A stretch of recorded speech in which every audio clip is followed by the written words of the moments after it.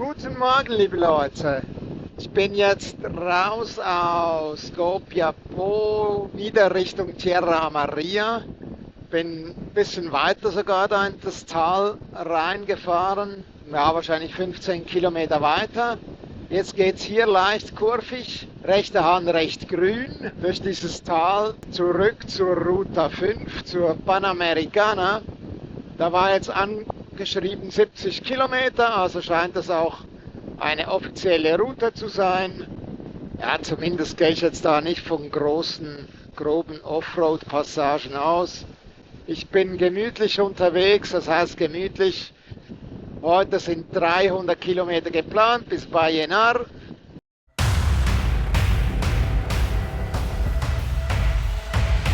Das kann ein Höllenritt werden. Das gefällt mir doch. Oh shit. Richtig schön entspannt. Wirklich in einem Flussbett drin. Lalala. Ganz spezielle Stimmung. Total entspannt.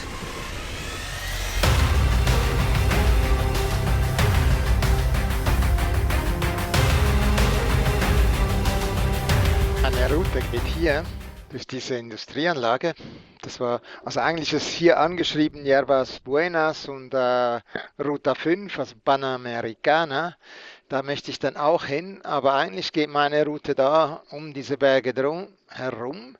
Ich war ja generell eigentlich davon ausgegangen, dass das alles Piste ist. Ja, ich schaue jetzt mal. Bin ein bisschen skeptisch, aber ja.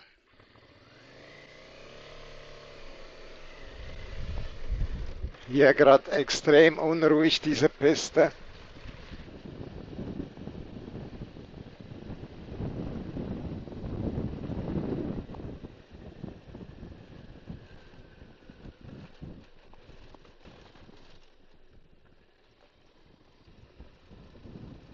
Ja genau, war jetzt eben angeschrieben. C341, C341, 55 Kilometer ist eigentlich genau das, was ich fahren möchte. Das ist doch wunderbar. Ach, sowas liebe ich. Ach nee, ich habe das auch in den letzten Tagen geliebt. Einfach wenn es tief ist, so wie gestern. Das war zu heftig. Aber die Landschaft, die hat sich gelohnt, auf jeden Fall. Das ist doch wunderbar, einfach cool. Eine einfache Pista de Tierra. Das kann sich auch immer wieder ändern, haben wir gestern gesehen, aber im Moment so geschwungen durch die Landschaft. Ach, geil. Ja, ich suche keine Offroad-Herausforderungen, habe ich immer wieder betont in meinen Videos.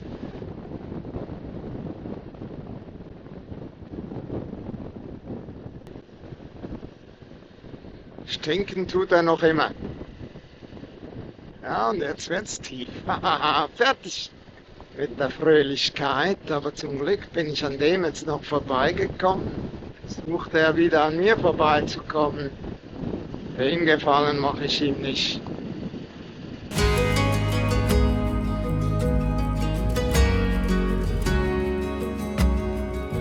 Wow.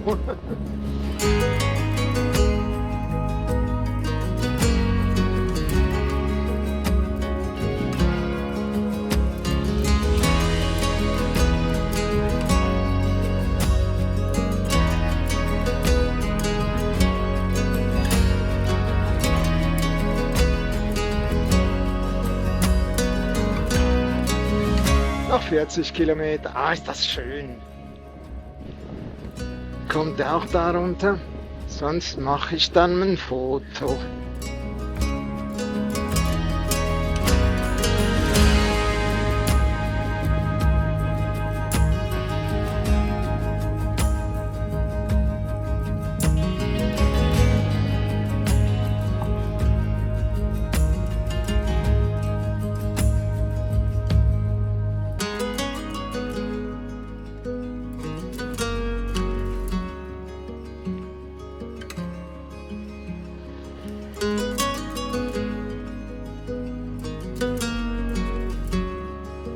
Also ich bin froh, wurde wahrscheinlich die Piste vor kurzem gemacht.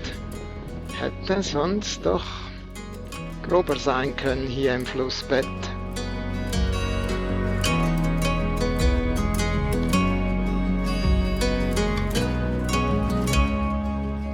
leider immer noch unter Verfolgungswahn, obwohl ich nicht weiß, ob er noch hinter mir ist.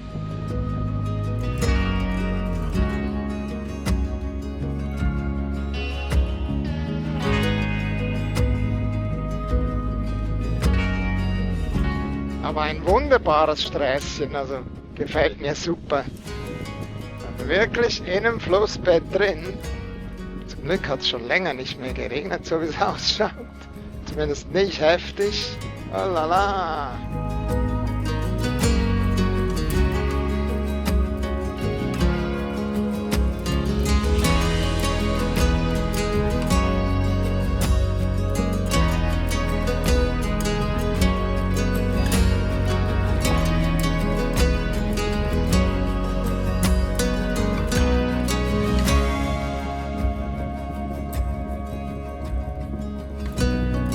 Öffnet sich der Canyon wieder ein bisschen.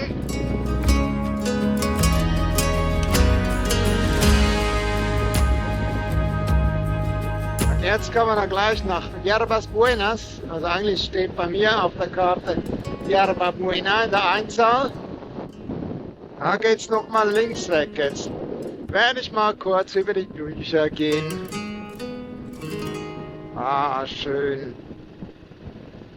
Weil meine Route geht runter zur Panamericana und dann wieder da drüben hoch, weil ich meinte, da gäbe es kein Durchkommen.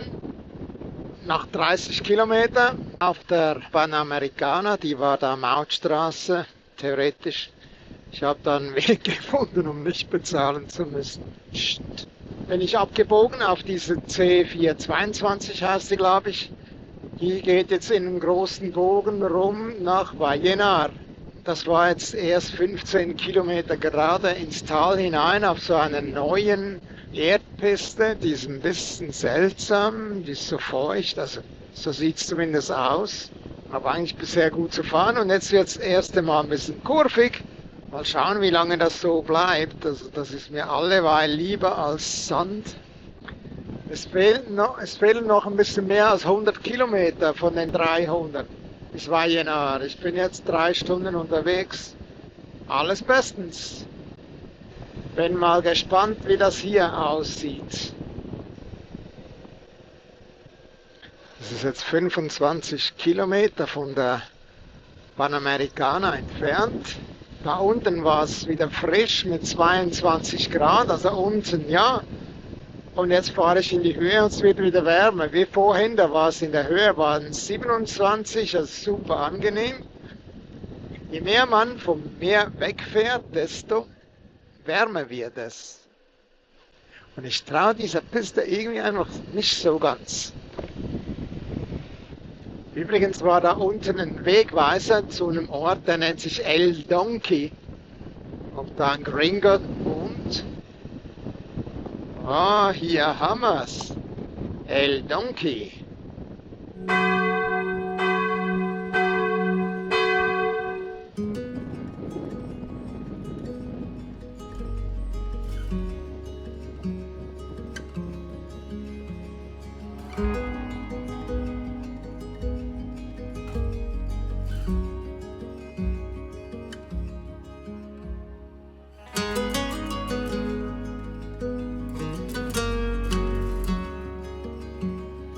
Ah, mit ganz vielen Kleinen dabei. Wow. Ha, eigentlich hatte ich die erwartet, aber nicht gesehen, dass sie da waren. Eigentlich sind die ja eher mit Schafen unterwegs als mit Ziegen. Naja.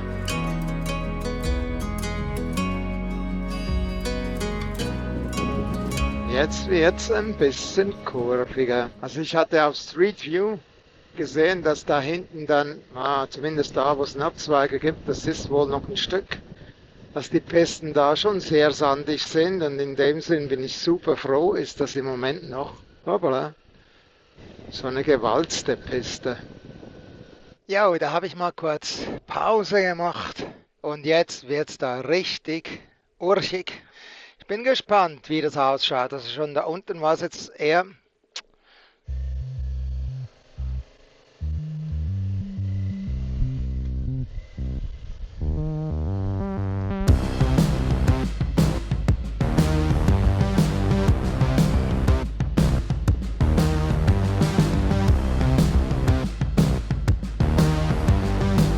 wirklich, also die Strecke auf dem Navi, das ist ja... Und wenn es jetzt sandig wird, dann werde ich drehen. Jetzt probiere ich da mal die nächsten Meter.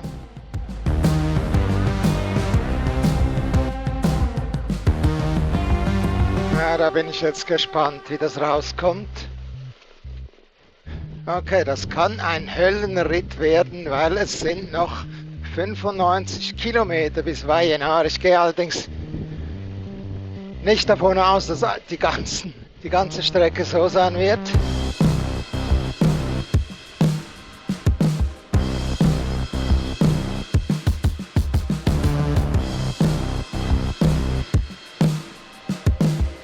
Oh.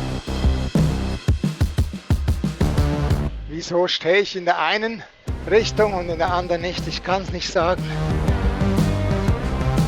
Weil ich auch hier sitze lieber.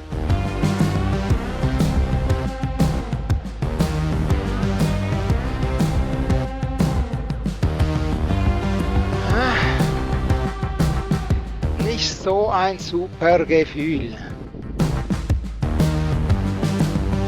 Da sind noch unzählige solche Kurven. Ich fühle mich super unsicher, wieso auch immer. Ich habe doch in den Westalpen anderes Zeug gefahren.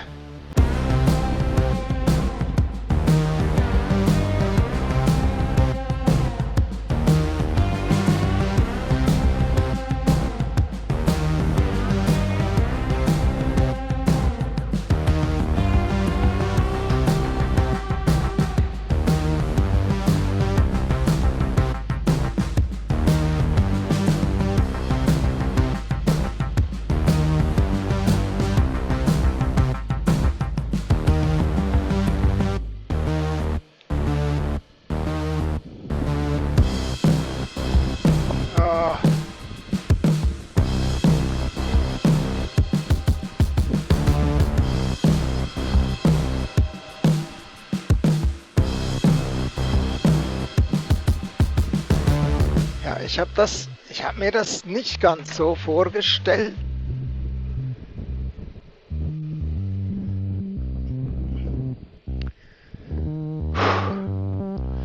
Ei. So, jetzt muss ich mir das gut überlegen. Weil jetzt so noch, ich weiß nicht, 60 Kilometer, dann, wenn es mal zu schwierig wird, dann ich drehen müsse, dann wird es mit dem Benzin langsam knapp. Ich habe jetzt nochmal 100, 200 Meter gemacht, das wurde gerade nochmal ausgewaschen mit tiefen Rinnen da vorne. Und es geht jetzt ziemlich grober hoch. Angesichts dessen, dass es noch 90 Kilometer gehen würde, lasse ich das jetzt bleiben, ich drehe. Und dann mache ich heute eher früher Feierabend. Es ist ein spezieller Tag heute, Geburtstag, Runde, alleine da in der Pampe. Ne, ich möchte ihn schon noch mit einem Bier begießen.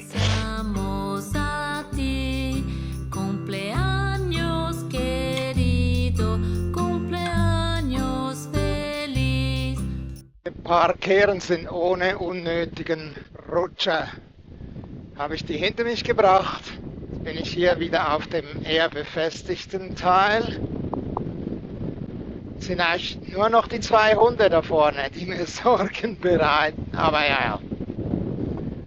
Es sind schon Spuren hier. Also irgendeiner ist da schon mal lang gefahren heute. Sage ich nochmal die paar engen Kurven da unten und dann sehen wir uns irgendwann dann wieder.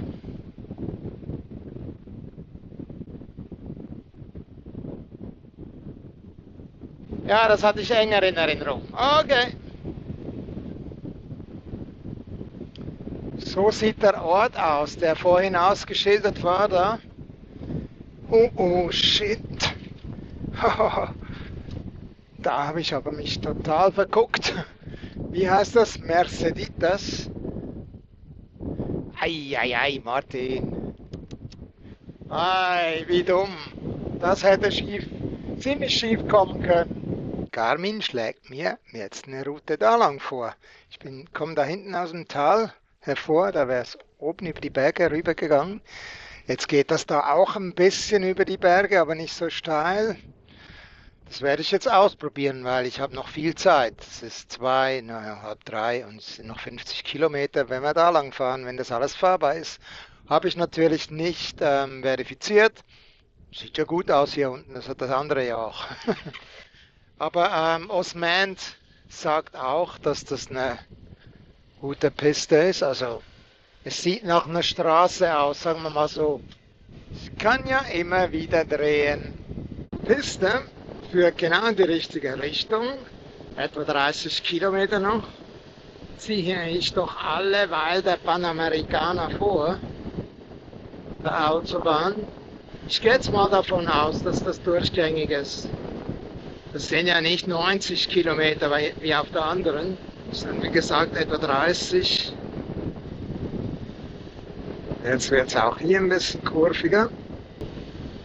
Danke Garmin, ausnahmsweise.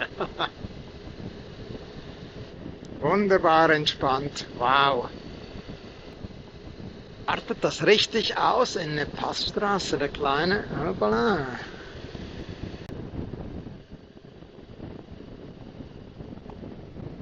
Sehr kurvig die nächsten Kilometer. Traumhaft. Und die Straße, die ist also super getarnt im Gelände, von weitem sieht man die kaum. Irgendwo da unten in der Fläche ist die Panamericana, aber sowas hier. Ha, wieso Autobahn nehmen, wenn man sowas fahren kann? Und Zeit hat natürlich.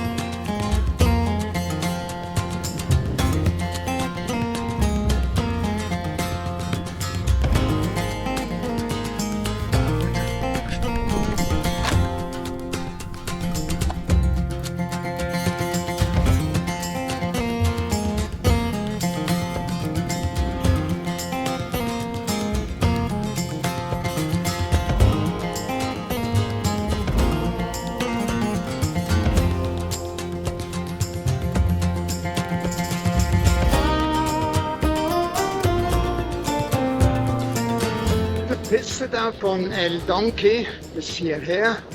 Die haben jetzt richtig Spaß gemacht. Ich habe mal das kurz nochmal auf Osmand verifiziert. Osmand sieht das als kleine Straße und die Piste da, wo ich umgedreht habe, als Hauptstraße. So kann man sich vertun, ne? Wenn man sich auf Karten lässt oder ja, wie auch immer.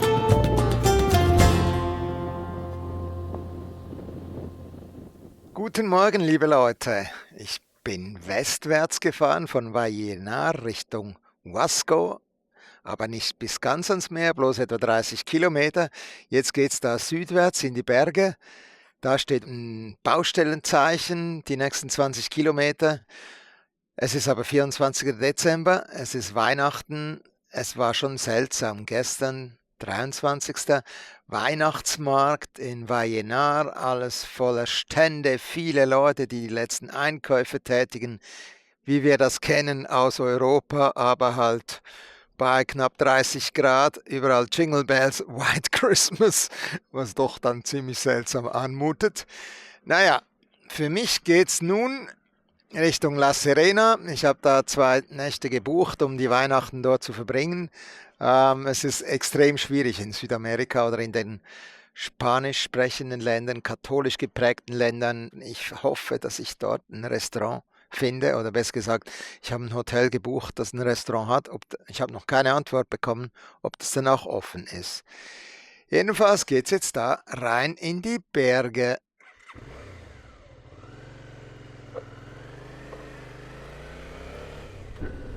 Ja, ich war eigentlich davon ausgegangen, dass das eine Erdpiste ist wieder.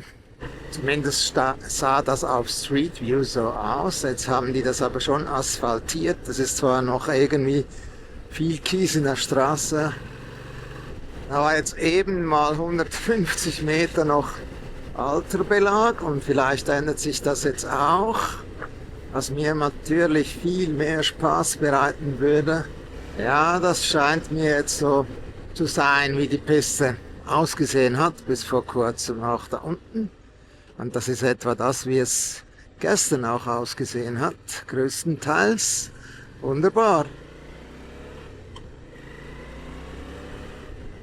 Oh, haha, das zeige ich euch, das war mir jetzt nicht bewusst. Mal gucken, wie ich da kurz anhalten kann. Und dann schauen wir mal, ob ich das hinkriege mit dem Bild. Sieht man das auf dem Navi? Da sind Kurven ohne Ende. Das ist wie die Tremola in der Schweiz. Oder das Stelvio in Italien. Geht's jetzt hier hoch? Ja genau, man sieht's. Hatte ich so nicht genau angeguckt, dass mir das aufgefallen wäre.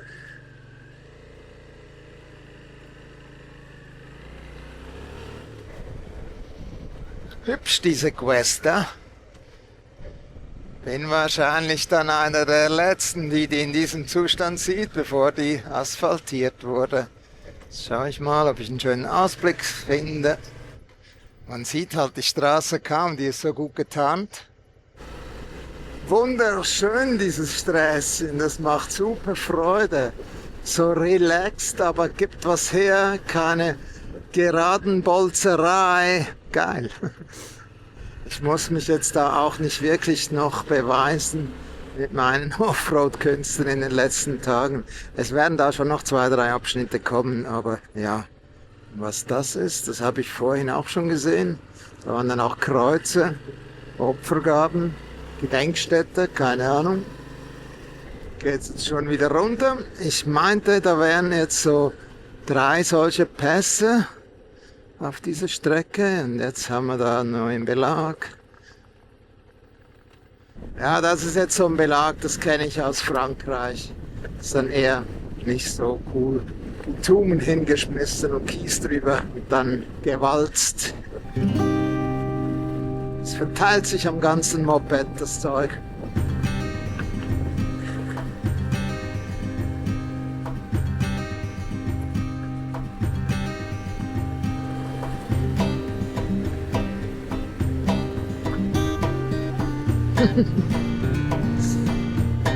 Verschiedene Stufen von Unterlage. So gefällt mir das besser.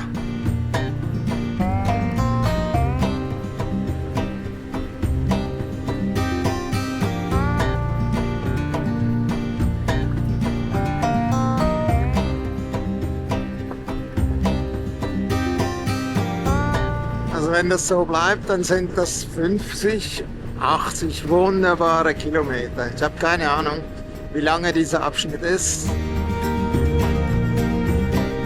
Vielleicht sogar 100.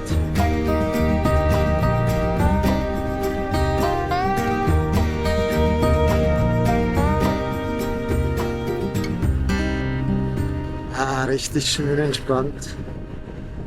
Also wenn das da unten hieß 26 Kilometer, dann wären jetzt noch 4.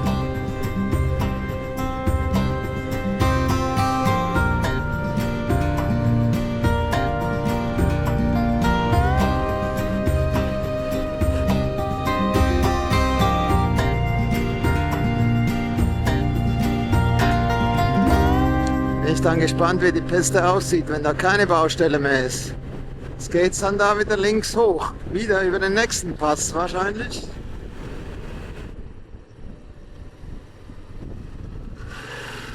So, da haben wir die nächste Quest da vor uns. Oder habe ich sie vor mir? Meine Maschine und ich. Und hier haben wir eine größere Baustelle dann wahrscheinlich. Ja, schauen wir mal. Nicht mehr ganz so nach meinem Geschmack. Einfach zu breit. Ich mag es halt eher schmal. Jetzt geht's auch hier über ein paar Kehren hoch. Die Straße, die wechselt den Belag permanent. Also alle 100 Meter sieht es wieder ein bisschen anders aus. Aber tendenziell, ja, alles gut zu fahren. Ich denke, die wird dann in den nächsten Monaten auch asphaltiert sein. Wollen die was markieren da mit den großen Steinen? Ich sehe nicht genau was. Ist links davon der neue Teil?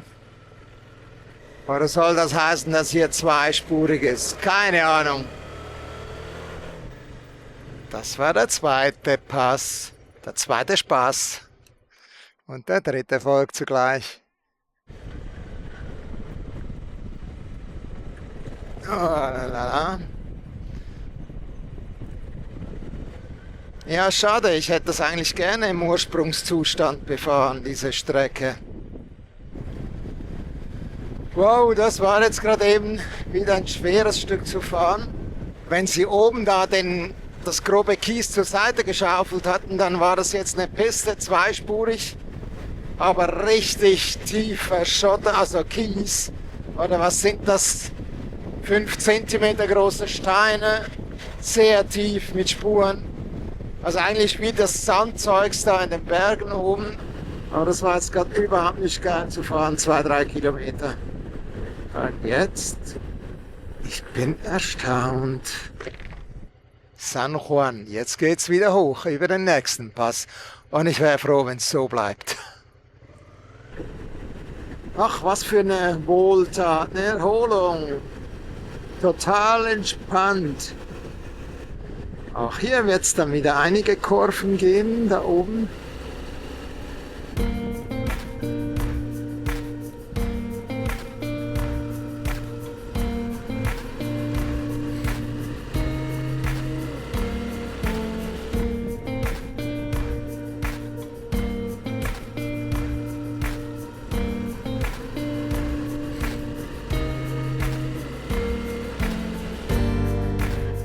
Und ich bin offen gesagt froh, ist Weihnachten oder Heiligabend, dass hier kein Baustellenverkehr ist.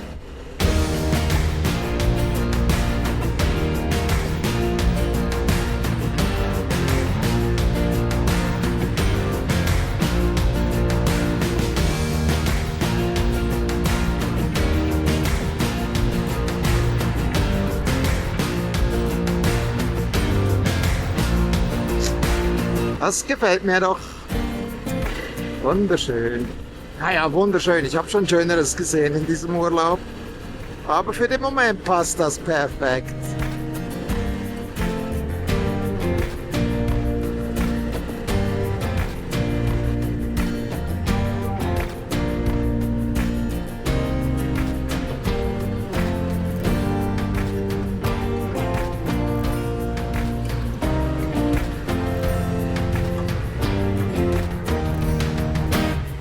Auch hier ein paar Kehren. Nein, ich bin nicht mehr auf der Route. Die wäre rechts weg, da habe ich aber nichts gesehen. Da wäre wohl eine drüber gegangen, aber die Hauptstraße, auf der befinde ich mich, da bleibe ich jetzt auch. Es geht da um diesen Berg rum und kommt dann wieder zusammen. Und ich habe vor allem keinen Abzweiger gesehen. Ah, das wäre es gewesen, da unten. Diese Straße, da bleibe ich doch auf dieser. Das da drüben erinnert mich doch dann an das, was gestern zu fahren gewesen wäre. Und das mache ich nicht im Moment. Ja, da geht's doch noch richtig um den Berg rum und hoch. Und runter geht's wieder ins Tal. Da bin ich gespannt, wenn wir mit der anderen Route zusammenkommen, wie die dann ausschaut.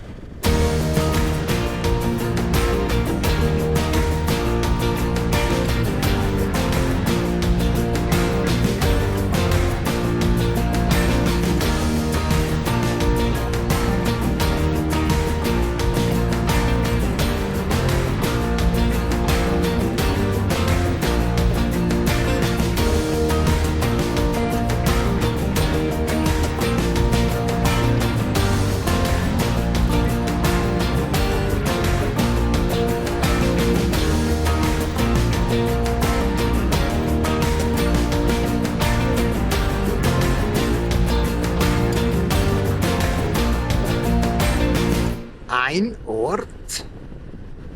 Bin erstaunt. Hunde, die mir zugucken. Und da irgendwo wäre ich runtergekommen auf der anderen Straße. Naja, ich bin froh, habe ich diese Piste genommen. Okay. Irgendwo werden ein paar Schafe oder Ziegen auftauchen, der Kacke an.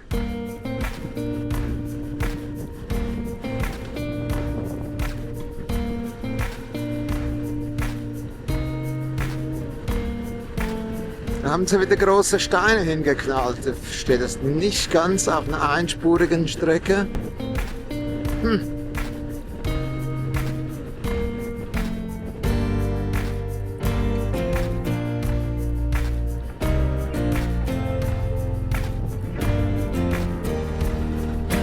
Ohne dass da jetzt eine Kreuzung gewesen wäre oder so, führt diese Piste seit 10 Kilometern nun asphaltiert, da in diesem weiten Tal Richtung Meer. Aber das dauert jetzt nochmal 30 oder so Kilometer. Und leider, wie fast immer, ist es neblig, bewölkt am Meer.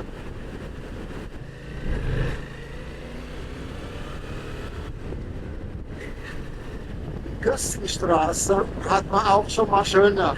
Da nördlich von Daldal Richtung Antofagasta. Ist einfach auch wettermäßig nicht wirklich angenehm. Meist sehr frisch, 17, 18, 19 Grad, viel Wind. Punta de Chorros. Hier könnte man wohl Pinguine, Delfine und so beobachten gehen.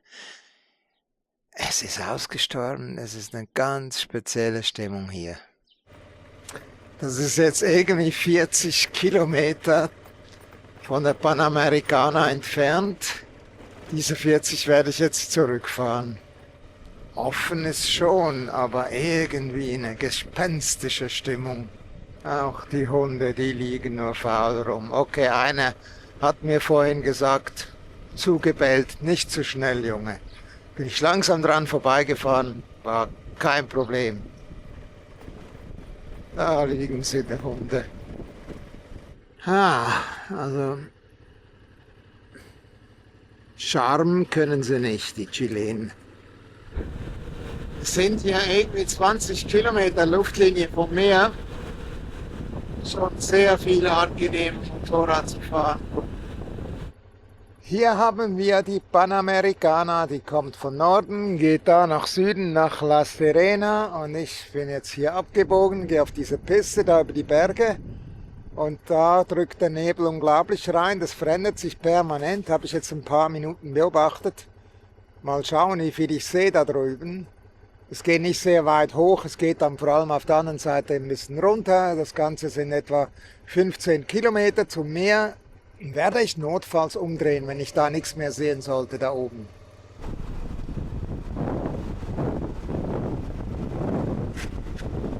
Es sieht schon heftig aus. Würde man da in eine weiße Wand reinfahren?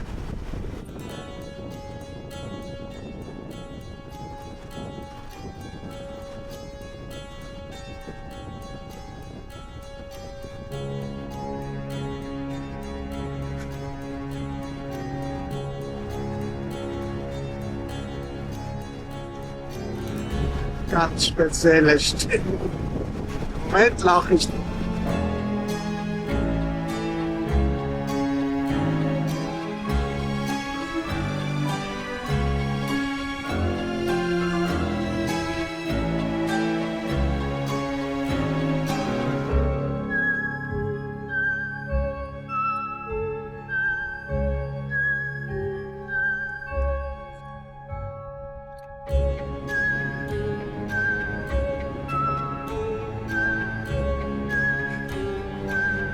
Und rein geht's in die Suppe.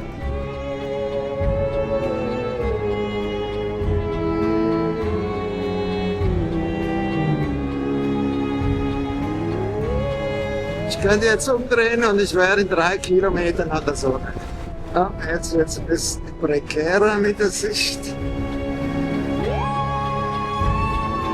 Ich bin euch jetzt gerne den Pazifik zeigen. Ne?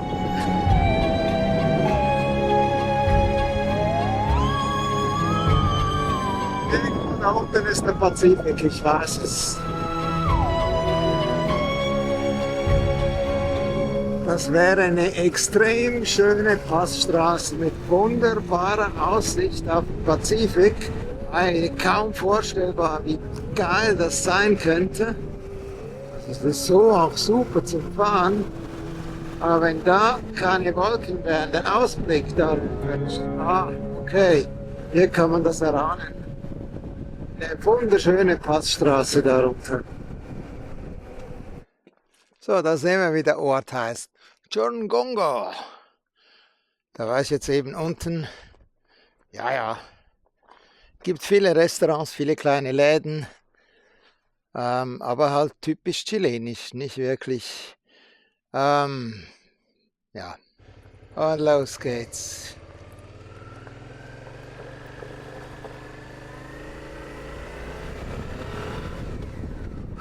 Jetzt geht's da noch mal etwa 20 Kilometer so der Küste entlang und dann zurück auf die Panamericana.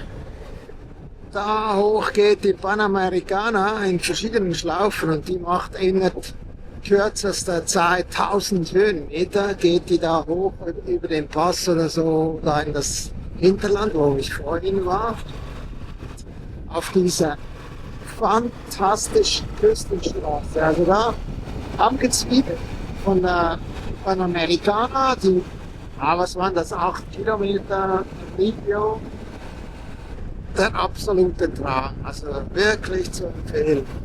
Und auch wenn man mal in La Serena Urlaub machen sollte mit dem Moped oder auch sonst ein Motorrad mieten, dann hier hinfahren, das sind 70 Kilometer oder 75 ab Serena.